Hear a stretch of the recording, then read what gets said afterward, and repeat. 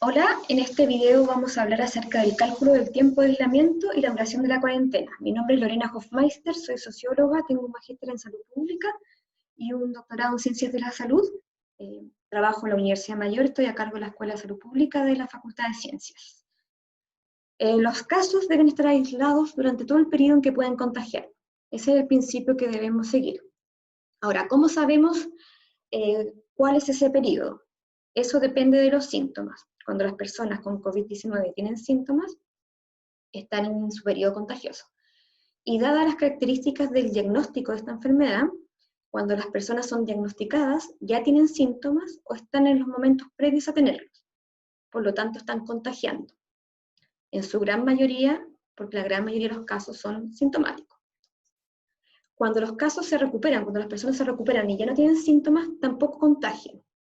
Por lo tanto, lo que se ha definido es que las personas con COVID-19 tienen que estar aisladas por lo menos 14 días, desde la fecha en que iniciaron sus síntomas. ¿Y cómo salen de este aislamiento? Luego de estos 14 días, si ya no tienen síntomas, pueden salir del aislamiento.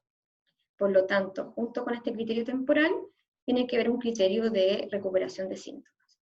En otros países, para los casos leves, para los pacientes que cursan de forma leve esta enfermedad, se han definido algunos tiempos más acotados de aislamiento, en torno a los 10 días.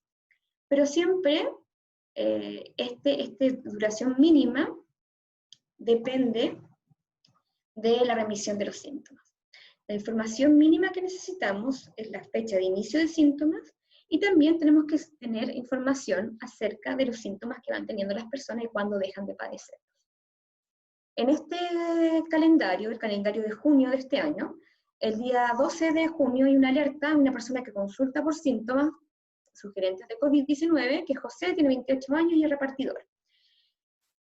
Esta persona tenemos que saber, para poder calcular, efectivamente tiene COVID-19, entonces tenemos que saber cuánto tiempo ha estado contagiando y cuánto tiempo va a estar contagiando.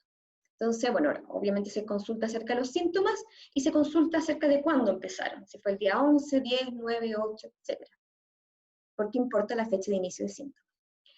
José inició los síntomas con mialgia y tos seca el día miércoles 10 de junio, y volvemos al calendario completo y miramos el periodo de contagio. Desde el inicio de síntomas hacia adelante se consideran 14 días como mínimo. ¿Ya? Por lo tanto, contamos 14 días, que nos da hasta el 24 del mismo mes, de junio. Pero también sabemos que las personas contagian también un poco antes de empezar los síntomas. Se plantea que son 2 días antes del inicio de síntomas. Por lo tanto, la franja roja continua que refleja el periodo de contagio, también tiene que considerar estos 2 días antes. Considerando esto, nosotros tenemos que pensar que el aislamiento tiene que iniciarse lo antes posible. Y acá está marcado a partir del día 12. El día 12 la persona fue a consultar, se le diagnosticó el COVID-19 y se le indica que se haga un aislamiento efectivo. ¿Ya? Por lo menos debería estar hasta el día 24, por lo menos. Ahora, ¿puede salir del aislamiento el día 24 la persona? José estuvo en su casa o en otro lugar pasando la enfermedad y llega el día 24 de junio. ¿Puede salir o no? Depende de la recuperación de los síntomas. En algunos otros países se ha planteado que se ha hecho más específico este criterio, se ha planteado que por lo menos la persona no tenga fiebre los últimos 3 días, antes de esta fecha. Pero es importante, por lo tanto, conocer y hacer un seguimiento de los síntomas de la persona para poder indicar que puede retomar su vida habitual. ¿Qué pasa con personas con PCR positivo, pero son asintomáticas? En algunos casos donde se ha hecho búsqueda activa de casos COVID, se han encontrado personas que tienen el PCR positivo, pero no han manifestado ningún síntoma, y algunas personas que nunca manifiestan síntomas sugerentes que son de COVID-19. Por lo tanto, no tenemos fecha de inicio de síntomas, pero sí tenemos un periodo en que pueden contagiar. ¿Cómo se calcula? Se calcula a partir de la fecha de la toma de muestra, y se cuentan también los 14 días que corresponden. Una persona puede ser que le tomen el PCR acá y no tenga síntomas, y tiene que estar, aunque no tenga síntomas nunca, hasta este día aislado, ¿ya? Porque igual podría eventualmente contagiar, ¿ya? Ahora, ¿qué pasa con los contactos? Lo primero que tenemos que hacer es que hay que identificar los contactos durante el periodo en que se pudieron contagiar. Contactos del caso. Entonces siempre definimos el caso, se define el aislamiento, se define el periodo de contagio, en que el caso contagia, el aislamiento, y se ven los contactos. Sabemos que casi el 100% de los expuestos que se contagiaron tienen síntomas dentro de los 14 días desde la exposición. Por lo tanto, el tiempo de cuarentena, 14 días, a partir del último contacto con la persona con COVID-19. Siempre identificar la exposición más reciente con el caso COVID, considerar todo el periodo en que este caso puede contagiar, y considerar que si el contacto estrecho desarrolla síntomas en el periodo en que estaba en cuarentena, hay que probablemente sea un caso COVID-19, y en esa situación se aplican los criterios de aislamiento, porque ya es un caso confirmado o probable de COVID. Acá vamos a identificar los contactos.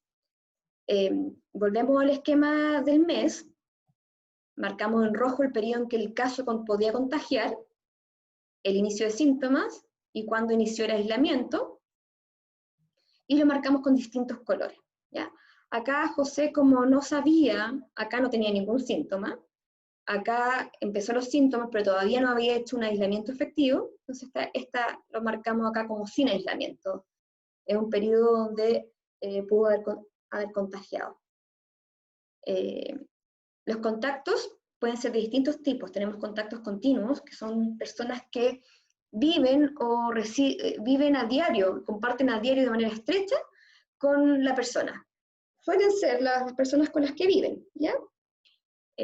También tenemos otros tipos de contactos que son más esporádicos, que son personas que se expusieron a un contacto con José en este caso, pero no de manera continua. Algún día, en algún momento. Acá lo importante es que hay que definir para cada uno de estos contactos cuál fue el momento de la última exposición o la exposición más reciente. Entonces, podemos tener a estas personas que estuvieron con el caso el día martes, a estas otras personas que estuvo el miércoles. Esta señora estuvo el lunes solamente, pero este señor estuvo el lunes y el jueves. Acá estuvieron el lunes, etc. Por lo tanto, tenemos que identificar para cada uno de ellos cuándo fue el último contacto con José en el que se pudieron haber contagiado, para cada uno de ellos. Acá tenemos un ejemplo de que, volviendo a José, que José se fue a una residencia sanitaria a partir del 13 de junio. Lo diagnosticaron, y se pudo ir a una residencia sanitaria. Por lo tanto, ¿qué pasa ahí con la cuarentena de los contactos? Vamos a mirar primero los contactos continuos. José vive con su pareja Mariana y su hijo de 8 años que se llama Tomás. Cumplen criterio de contacto estrecho, ¿ya? Y ellos compartieron el hogar todos estos días donde José no estaba aislado, por lo tanto estaban expuestos. El último contacto entonces con José fue este día, viernes 12 de junio, ya que después José se fue a la residencia. Por lo tanto, la cuarentena de Mariana y Tomás tiene que empezar el 12 de junio más 14 días. Por lo menos, entonces tenemos que hasta el 26 de junio, Mariana y Tomás tienen que estar en cuarentena, ¿ya? Si desarrollan síntomas, bueno, ahí se ve si son casos COVID y ahí aplican los criterios de aislamiento. Ahora, ¿qué pasa cuando José no se puede ir a una residencia sanitaria y se queda en la casa haciendo aislamiento? Acá la situación es similar. Acá las personas, Mariana y Tomás, se pueden contagiar. Sí, José no estaba haciendo aislamiento, ningún tipo de aislamiento. Después José está aislado en su casa, pero igual hay un contacto estrecho porque Mariana y Tomás viven, pernoctan con el afectado. Por lo tanto, acá lo que tenemos que considerar que la cuarentena se podría extender más allá de los 14 días iniciales. ¿Por qué? Porque acá Mariana y Tomás tienen que partir la cuarentena en conjunto con el aislamiento de José, pero ¿qué pasa cuando José se repone? Volvamos a la idea de que José el 24 de junio no tiene ningún síntoma, cumplió su periodo de aislamiento, por lo tanto sale de su periodo de aislamiento, está repuesto, se recuperó. Pero Mariana y Tomás, como estuvieron expuestos a José en la casa hasta este día, el 24 de junio, tienen que permanecer más tiempo en cuarentena. Por lo tanto, la cuarentena en este caso, los cuidados de la cuarentena pueden extenderse más tiempo, porque hay que considerar el último día en que fue caso activo, que fue el último contacto con José, el 24 de junio. ¿Ya? Entonces, en este caso hay que considerar una cuarentena más larga. ¿Qué pasa con un compañero de trabajo, un contacto más esporádico? Miguel es un compañero de trabajo de José, estuvo con José el lunes, acá está Miguel, el lunes 8 y el jueves también, 11 de mayo. El lunes estuvo en una oficina cerrada por lo menos 4 horas, a una distancia de 1,5 metros aproximadamente. Y el jueves, en una reunión de trabajo de 2 horas, que estaban más cerca, a menos de 1 metro de distancia. ¿Qué pasa en este caso? En este caso se considera el último contacto estrecho, que sería este de acá, el jueves 11. Y a partir de ese día, la persona tiene que hacer una cuarentena de 14 días para ver si se contagió o no y evitar que contagie a otros. Acá algunas referencias y muchas gracias.